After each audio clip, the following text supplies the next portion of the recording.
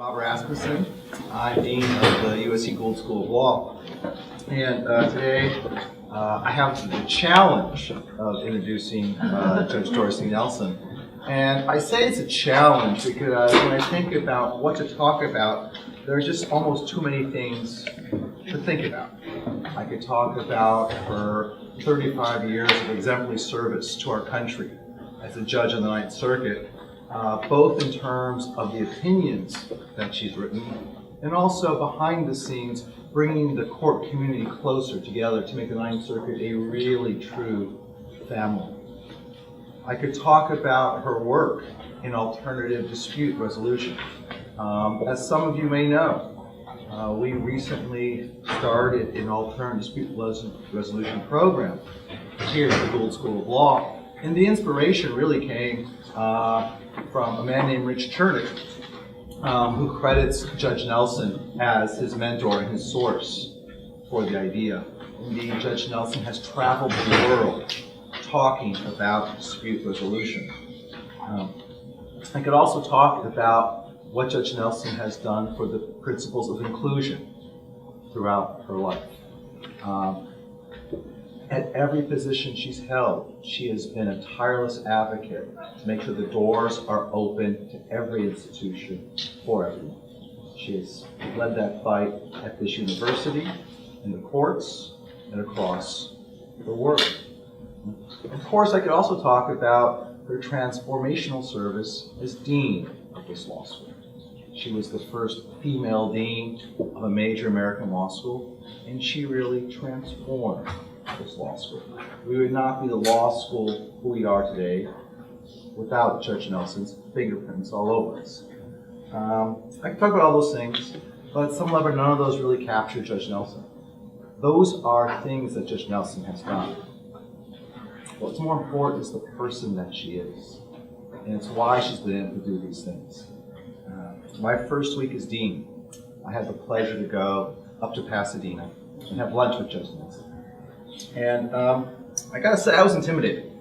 You know, you're walking, you go, yeah, this is a person of legend.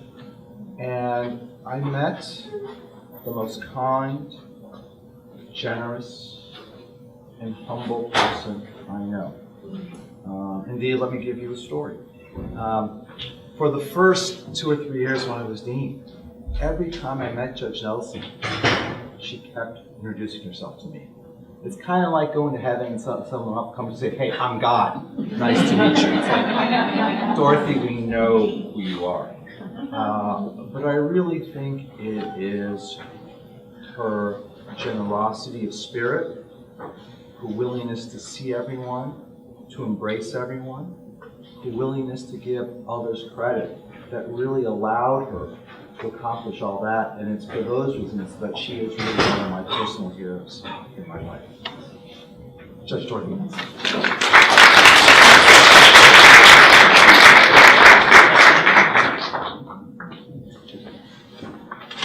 It's a joy to be back in my building.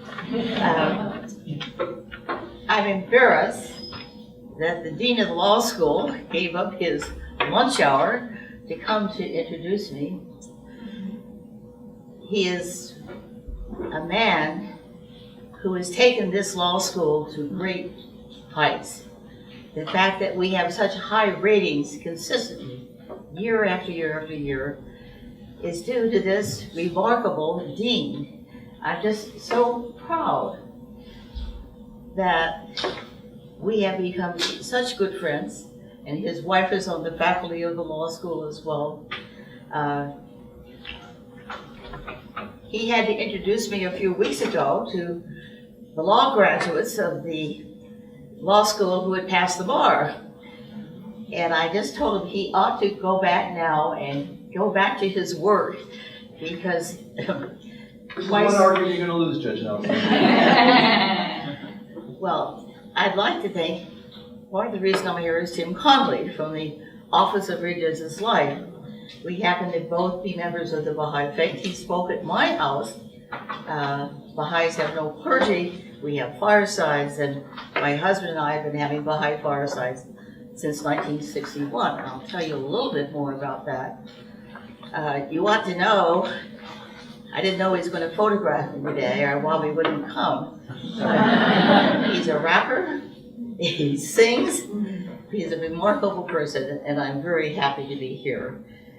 And Janet Kramer, where are you, Janet? You've been so kind. And Andrew Schmidt was assigned to pick me up. A poor guy came all the way out to Pasadena, but he's taking the law school admission test, and so I'm going to take him back, take him through the courthouse, to which I'll invite you all. But I'd like to start by saying I really admire this organization that is bringing people to talk about various topics, including ethics, why am I here, where am I going? And let me tell you what happened to me my first year in law school.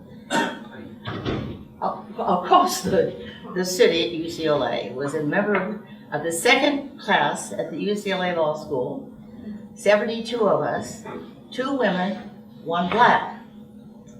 We were all invited to join a legal fraternity. They wined and dined us and everybody joined. 6 weeks later, the National from Chicago wrote and said, sorry, no women, no blacks. This was 1950, before Brown versus Board of Education. The president of our class, Don Barrett, been a big man on campus. He was very bright, but I honestly didn't think he had a serious thought in his head. He called our class together and said, let's all resign and form the UCLA Law Association, to which everyone may belong. The whole class resigned. And I went up to Donald and said, Donald, that was really a nice thing to do. But sort of, whatever led you to do it? And he said, I've been going to Baha'i meetings in Westwood Village. I said, oh, that must be Buddhist. No. Must be Hindu. I was raised as an Episcopalian. I'd never heard of Baha'i. No, he said, it's the latest of the world's revealed religions. And his wife was a Mormon, and they were concerned about the treatment of blacks. And Baha'is believe in the equality of women and men and the abolition of racism. Would you like to come to a meeting? I said, oh, no, thank you, Donald. I'm very active in my own church. Well, he was not yet a Baha'i. He did a sneaky thing. We'd been living on hot dogs and macaroni and cheese. He had us to a steak dinner at his house, my husband. We were going to play bridge, but as he started to pass out the cards, he said, say, there's a Baha'i meeting just a couple of blocks away. Would you like to go? Well, we just had a steak dinner. We were obviously free for the evening. My husband gave me a look, and I said, well, that would be very interesting. And as we went to the door, my husband turned to me and said, let's sit close to the door in case it's weird. Well, obviously, it didn't turn out to be weird. There were old people, young people, black people, brown people, yellow people.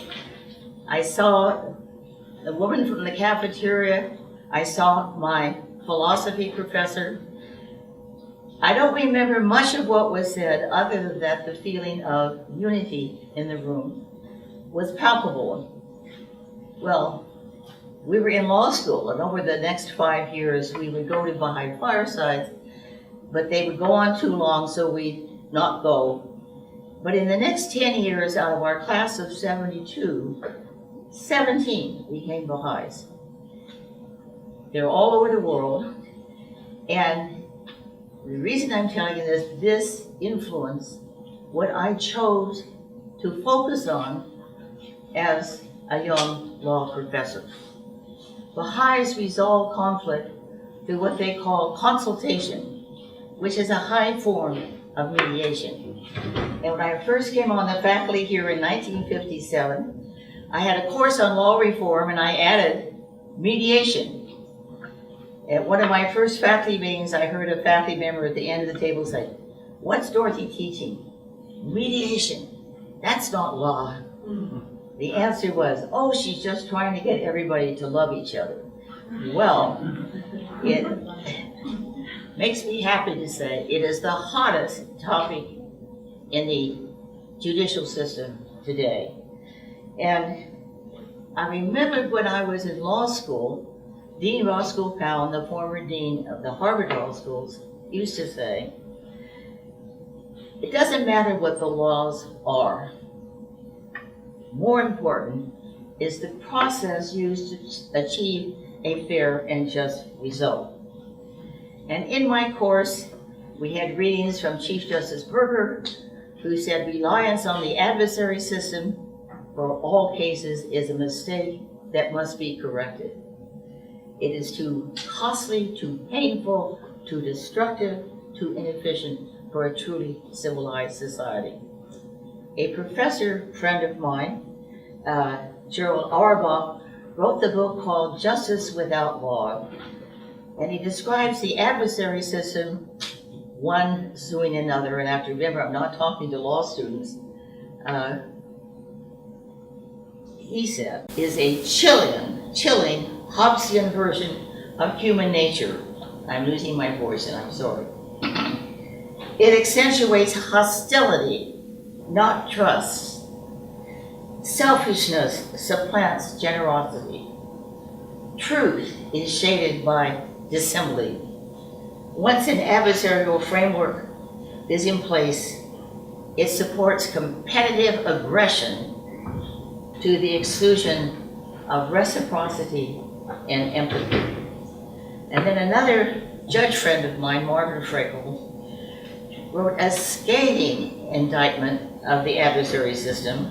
And he said it places too low a value on truth-telling, and there are other goods, but the greatest is winning. There are other evils, but scarcely any worse than losing. I have found in my travels around the world, there is a desire on the part of people all over the world to find a better way of resolving conflict.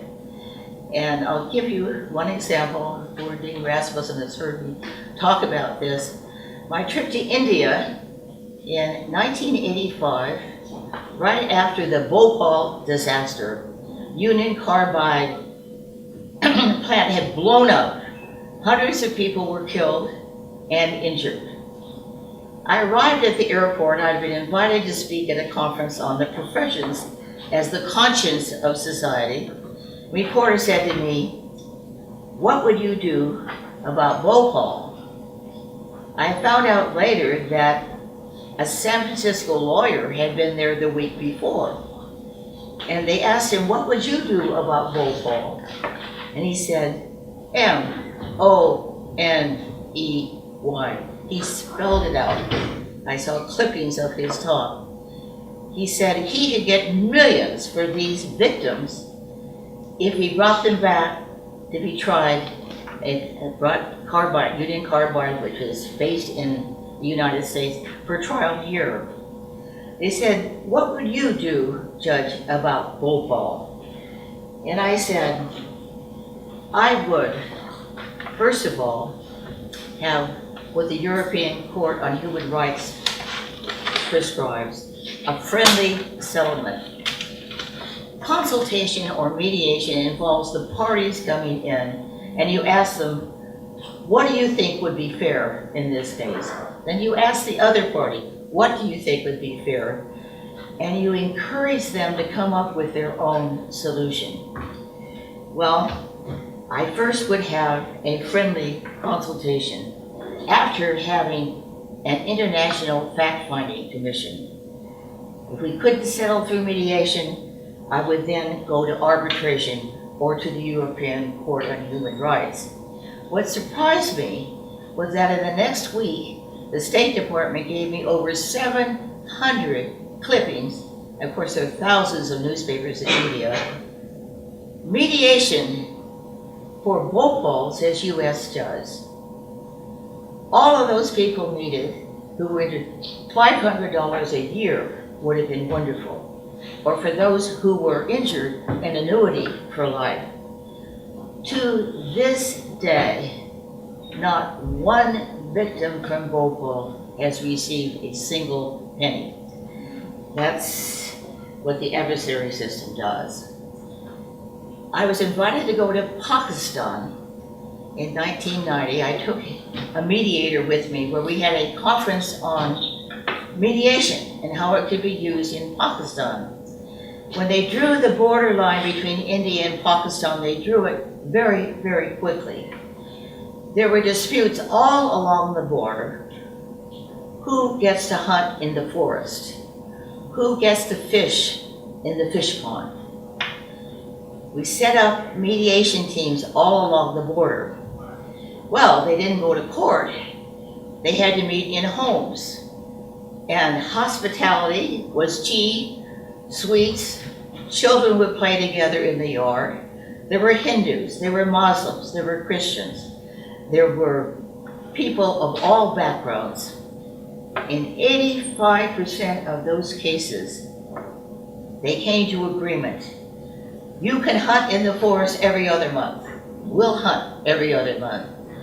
We can both fish together. We won't be taking fish from one another. And what happened was not only the resolution of all these problems, in Pakistan it would take 7 years to go through the court system. And here, in addition to solving these problems, they became neighbors and friends, all of them seeking a better life for their own families. Well, I spent a lot of time in China because the Chinese have been mediating for thousands and thousands of years.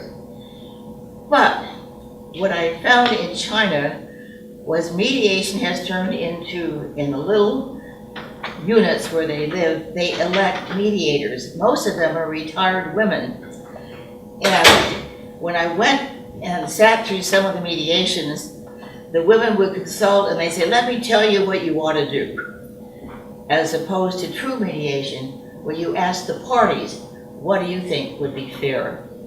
And I valued my trip to Kunming, a little city in China of about 60 million people. In China, they are building new courthouses, and people, they have abolished the law schools. The law schools are all back, and I visited some of them. The presiding president of the court in Kunming, and said, Judge Nelson, you're gonna like this. Brand new courthouse, marble steps, huge 20-foot doors. And you walk in the lobby, mediation wing to the right, law wing to the left. People didn't want to mediate anymore. Even the Chinese form of mediation, everybody wanted to go to court. He solved that by moving mediation into the big courthouse, and if people could go into court, they were willing to mediate. Well, when I came on my court, I said to our chief judge, this was in 1980, I was appointed by President Carter. He appointed 10 women to the United States Court of Appeals. Before that time, there was only one woman in the whole United States on the United States Court of Appeals out of about 160. I said, Chief Judge Browning, why don't we have a mediator? He said, well, Dorothy, why would anybody mediate when they've won below? And I said, but they might lose with us. Besides which, through mediation, they can often come up with better solutions than we could as a court. And let me give you one example. Down in Arizona, there's the Hopi Indian Reservation. It is surrounded by the Navajos. A Hopi Indian went to Berkeley Law School. He came home and he walked around and marked the land according to an 1892 treaty. He came back to his tribe and said, Navajos are living on our land. When they went to ask the Navajos to get off their land, the Navajos Indians speak, you don't need it, we do. You're a small tribe, we're a large tribe. The law student became a lawyer and brought a suit in Phoenix, Arizona, and he won on the basis of the 1892 treaty. The Navajos said, we've been living here since 1902, and they bought carloads of guns because they had the right to defend their homes. They came up to our court, and happily by that time, we went from 1 mediator to 3 to 5 to 8 to 10. Last year they handled 1,000 cases with an 85% success rate. Our chief mediator was Dave Lombardi, who had spent all of his summers on the Indian reservation. And I said to Dave, would you take this case? Because we sit 3 judges at a time. On the basis of that 1892 treaty, we would have had to say the Hopis win. Dave said, I'd love to mediate this case, and he went down to Arizona. They would sit in a huge circle. Elder Hopi would speak, and then they might sit for a whole hour. And David knew this. This is the way Indians approach problem solving. Elder Navajo would speak. Then they would go and march around the land. Most mediations, they can go from 2 hours to a couple of days. This took 6 weeks with a very patient mediator. Finally, the Hopis agreed to let the Navajos say, in return for signing a document that this was Hopi land, they exchanged $1, and all of a sudden, out of the skies, sprinkling of rain came down, which to both the Hopis and the Navajos was a blessing from God. There is now a Navajo Hopi housing authority in that area of Arizona, and I dread to think what might have happened had it not gone to mediation. In fact, we have never in our Ninth Circuit Conference ever invited Indian judges to our conferences. Now we have Hopi Indians, we have Navajo Indians, we have members of various tribes coming to our conferences, and guess who sits together?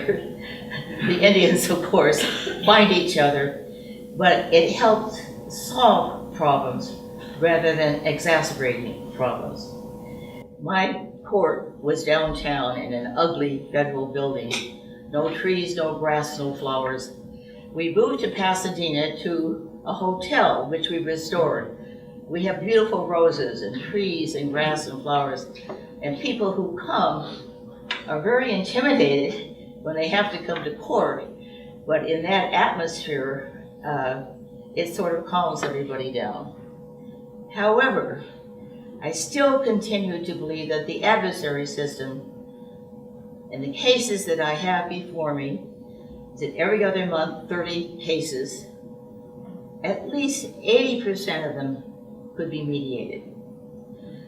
So, after we got our mediators for the court, I'd always wanted a research and development center to promote peaceful resolution of conflict among children, in the courts, in the community, and we established the Western Justice Center on bungalows that were built by the very wealthy people who found a hotel too small for them.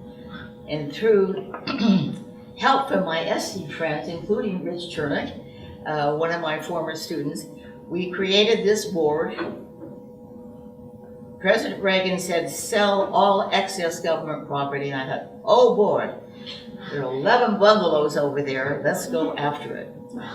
Well, my lawyer friends, judges can't raise money, but they can explain what it's going to be used for, raised $500,000.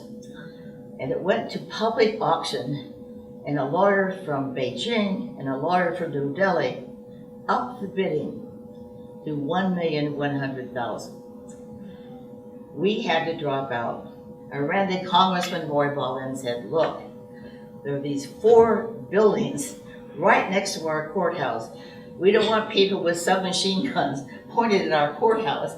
Can you carve out the 4 buildings closest to our courthouse from the bidding? He said, but you're going to use your $500,000 for those. I said, fine, it's a deal.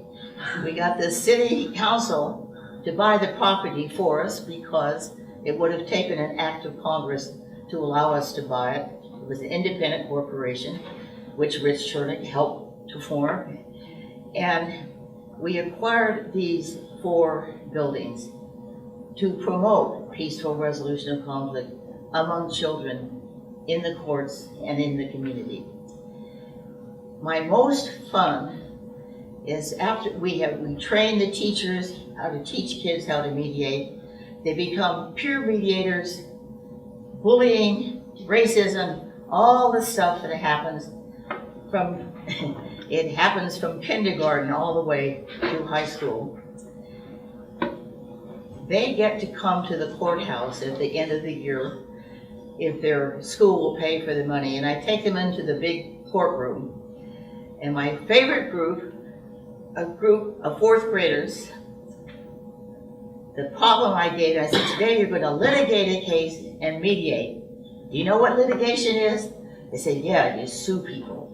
That's right, I said. Well, we're going to litigate it, and then we're going to mediate it and see what you think is better.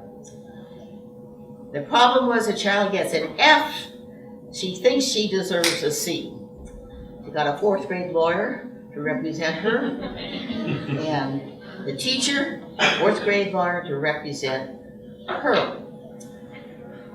The rest of the class, we have one big courtroom, and you're all invited to our courthouse at any time, got to be the judges. But we sit 3 judges at a time, so there were 3 main judges and the rest were associate judges. 4th grader, little Herbie, gets up, as he's been taught, may it please the court. My client, Lori, got an F because the teacher is a racist. First words out of his mouth. We told them to call on their own experience, and most of the kids that come to us come from minority schools. Well, there was more to his. For the interest of time, George gets up. May it please the court. My client, Mrs. Brown, cannot teach a class of 28 kids. If kids come to school late, don't do their homework, and they fall asleep in class.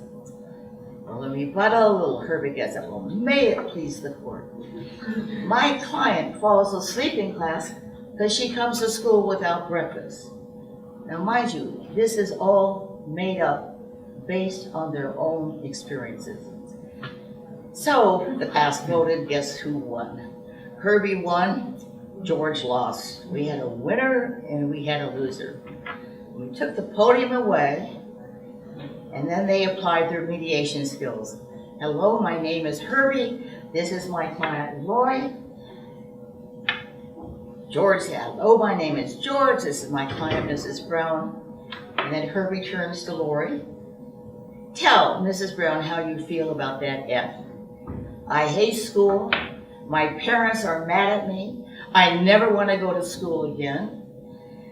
George said, Mrs. Brown, mind you, this is all made up, 4th graders. You tell Lori how you feel about that F. Lori, dear, I love you. I love teaching you, but I can't teach a class of 28. If no one does homework and they fall asleep in class. Those 4th graders decided the teacher should stay after school, tutor Laura. She shouldn't be given a grade she didn't earn. And you know what? That would show she wasn't a racist.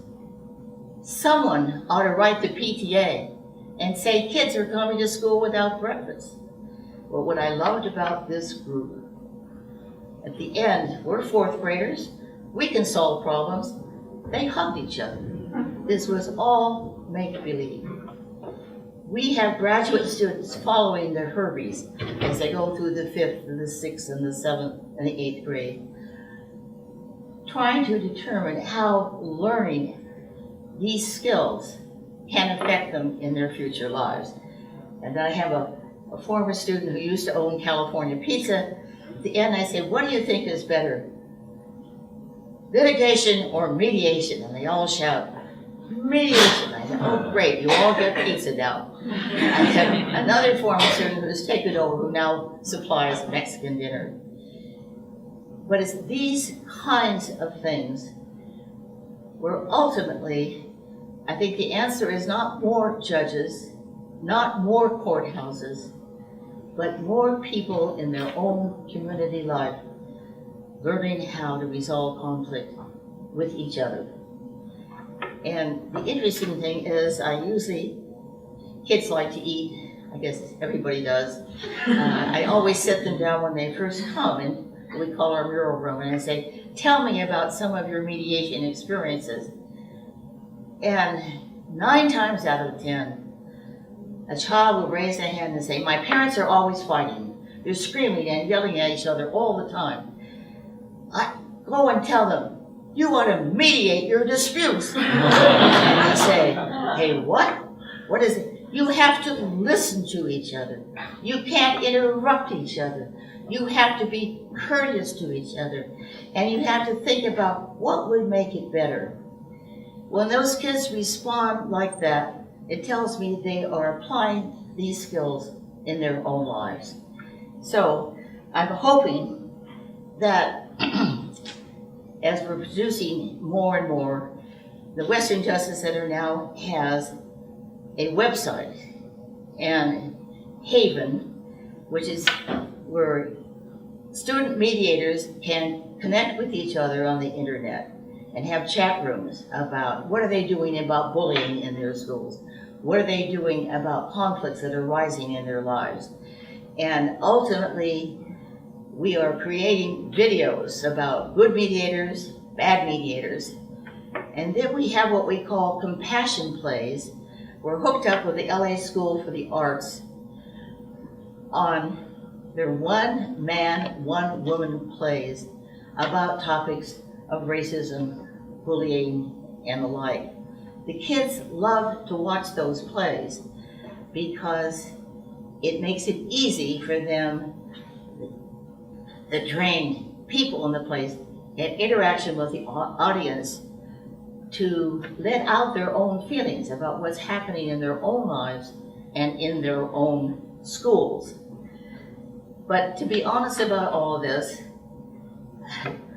I see consultation as a wonderful way to bring not only kids together, families together, communities together, but the world together. One of my students at USC, I was called by President Hoppe and said, Dorothy, would you take a Chinese political sciences in your course on law reform? I said, I'd be thrilled to have her. Well, Mu Damping shows up in her Mao suit. She was banned to the fields during the Cultural Revolution. She taught herself English, and she joined my class.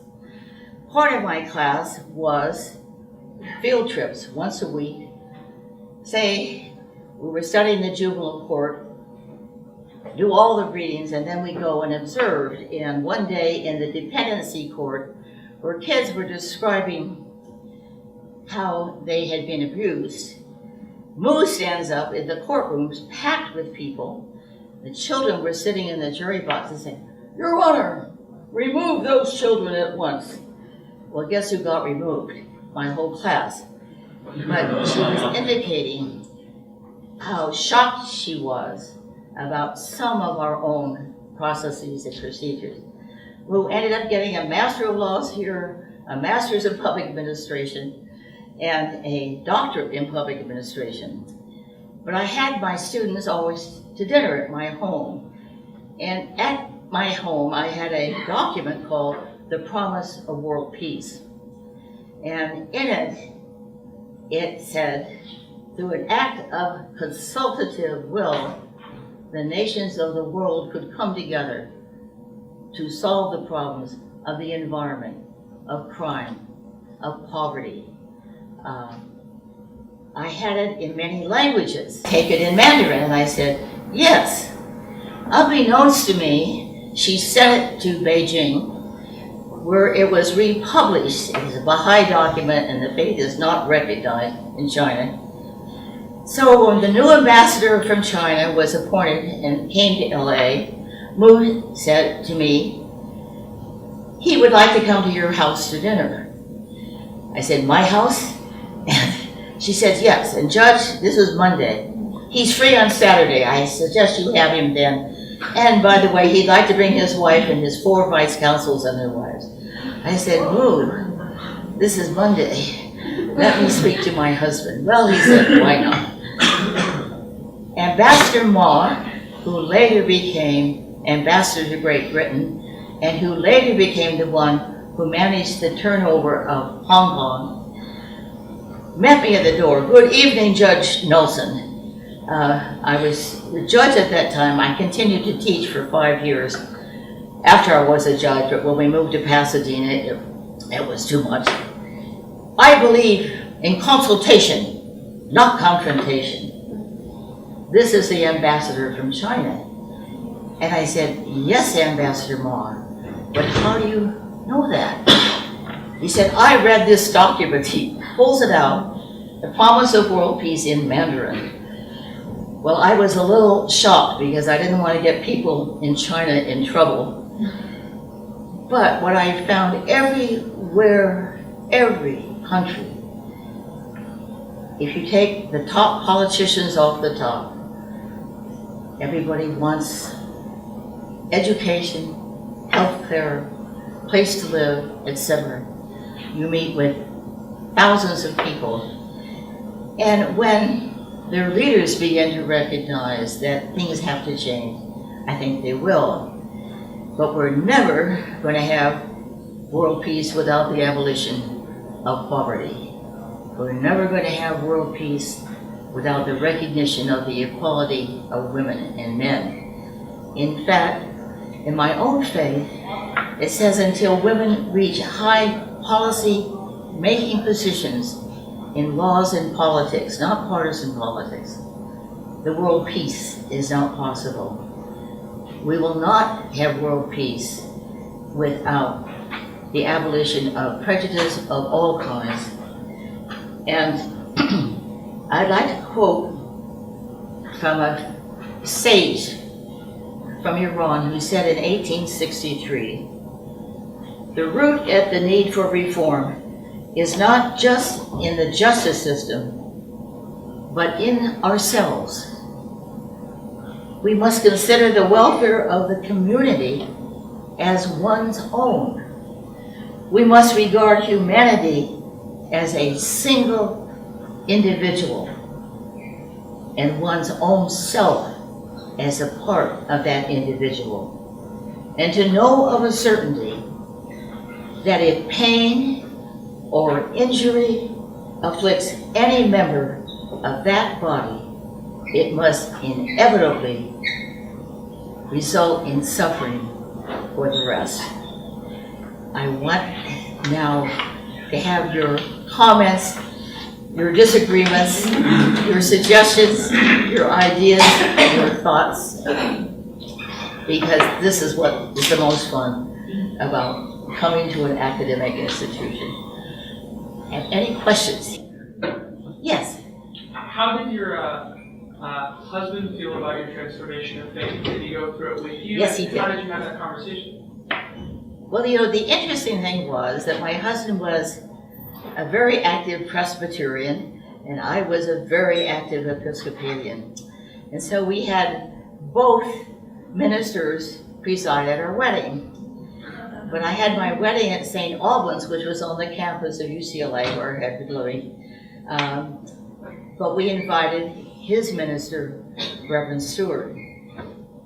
And when we got to the church, the woman who was in charge of it said, Reverend Stewart can't come behind the altar rail.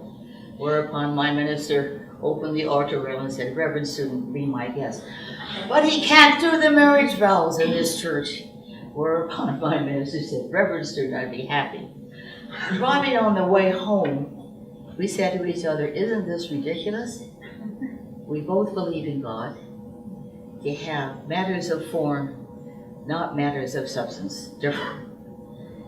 And so I think that when I was confirmed in the Episcopal Church, Bishop Gooden, I raised my hand and said, Bishop Gooden, why are we the ones that are so special? What about the Jews? What about the Hindus? What about the Buddhists? What about the Muslims? He said, young lady, you'll understand when you grow up.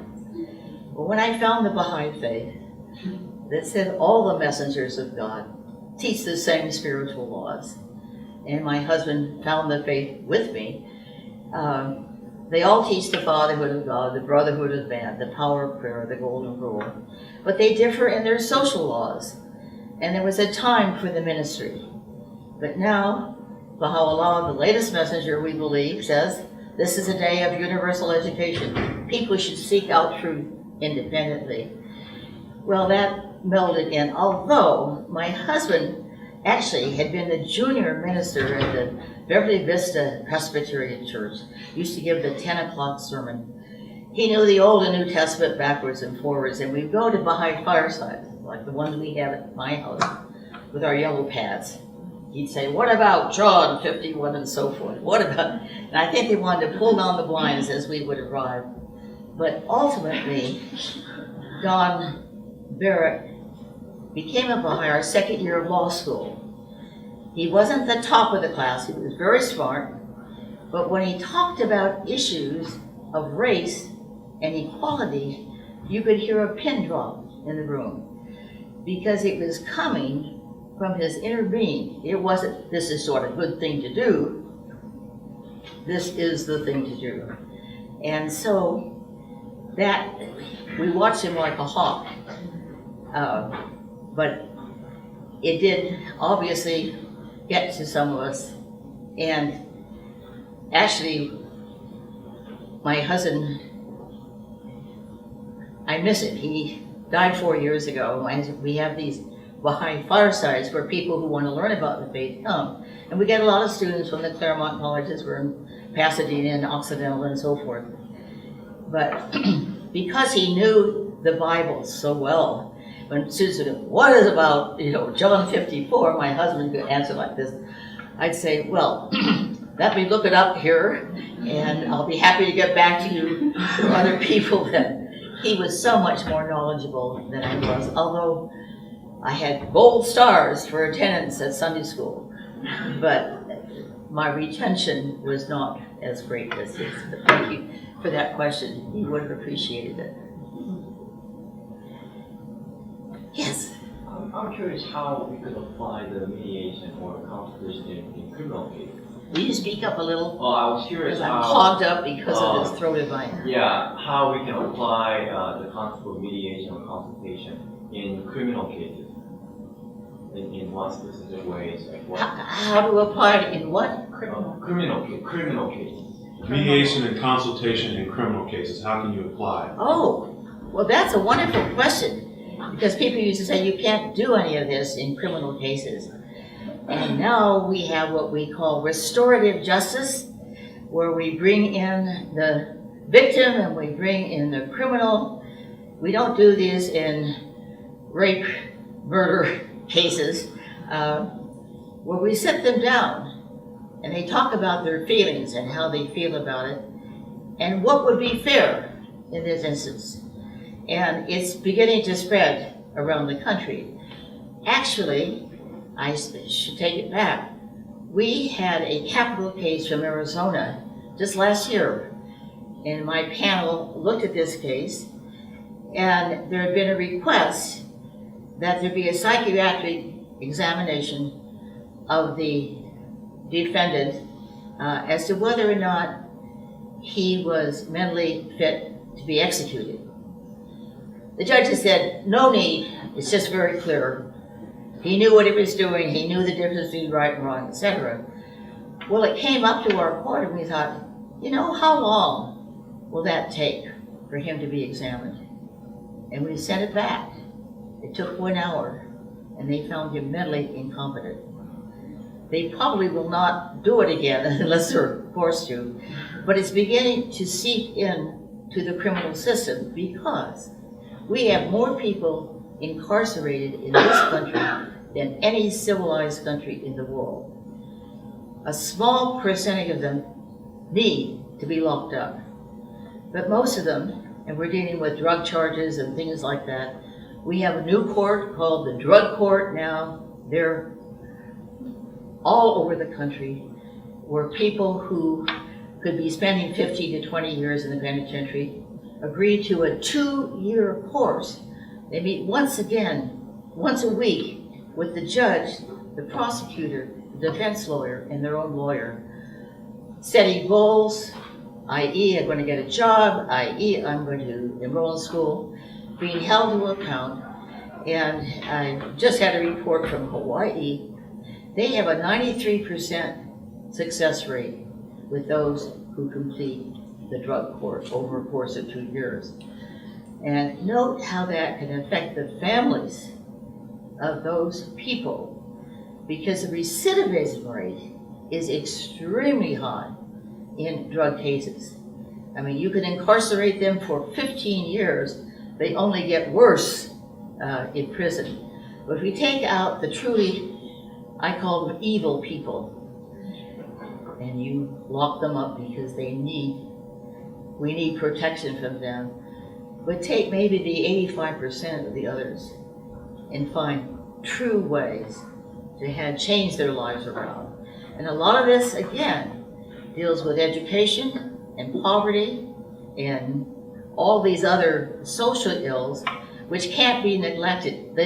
You can't just be a one person out to eliminate poverty. You've got to eliminate racism. You've got to eliminate all of these other things all in one big balloon. But you each do your own part in bringing whatever change. But I'm so glad you asked about criminal, because a lot of the law students now, and a lot of my law clerks, I have 3 law clerks who didn't used to be as interested in criminal, are now becoming much more interested in criminal. They're also becoming much more interested in mediation.